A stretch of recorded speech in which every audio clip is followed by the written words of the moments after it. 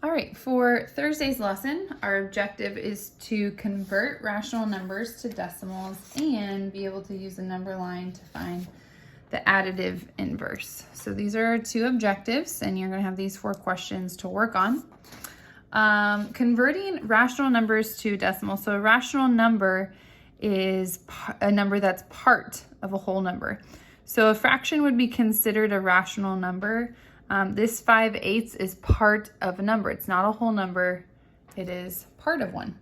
And so here, this fraction 5/8, in order to convert it to a decimal, we need to remember that this line right here means to divide. So really, 5/8 is the same thing as saying 5 divided by 8. And so if I wanted to convert this to a decimal, I'm going to do exactly that. I'm going to take 5 and divide it by 8.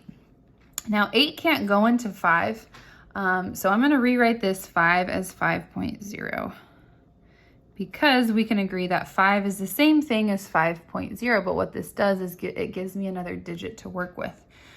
So when I write 5.0, it's important that I bring this decimal up because that's going to play a huge role in our answer. Okay, so now I'm ready to divide. 8 cannot go into 5. 8 goes into 5 0 times. So you can write that 0 there as a placeholder. But 8 goes into 50 6 times. 6 times 8 is 48. I get a remainder of 2. Since I got a remainder, I am going to write another 0 because 5 is the same thing as 5.0, which is the same thing as 5.00. So I can add as many zeros as I want here. I'm going to bring this 0 down. 8 goes into 20 2 times. 2 times 8 is 16. I subtract, I get a remainder of 4. I bring that 0 down. 8 goes into 40 5 times. 5 times 8 is 40. I subtract and get 0. So 5/8 is the same thing as 0.625. And that is how we convert a rational number into a decimal. Our other objective is to use the number line to find the additive inverse. Now I want you to think of the words additive inverse as kind of like the opposite.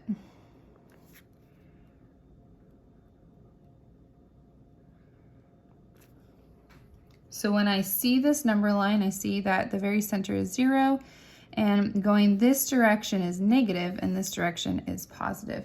So my first number is 2.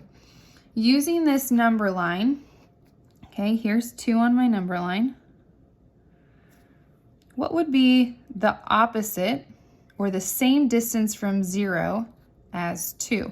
Well, we know that the opposite of 2 is -2.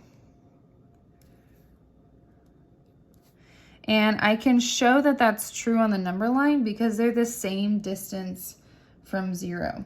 So if I'm marking the distance from 2 to 0, I go 1, 2, and we can see that that's the same distance as -2 to 0. So each of these values is 2.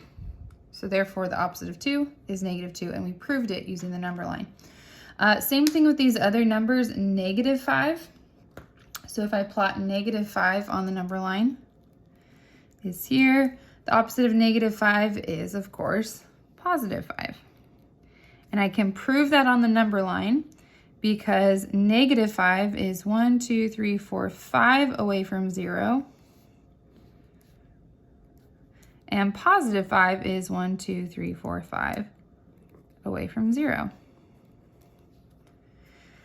My last one is 3.5. Now, just because it's 3.5 or 3.5 doesn't mean it's any different. But when we plot it, we do want to recognize that 3.5 is between 3 and 4. It's halfway between those two. So this is where I could plot 3.5, which means its opposite would be between -3 and -4. And so its opposite would be negative. 3.5. Oops, forgot to write this one. So using the number line, we can show that why these numbers are opposite, because they are the same distance from 0.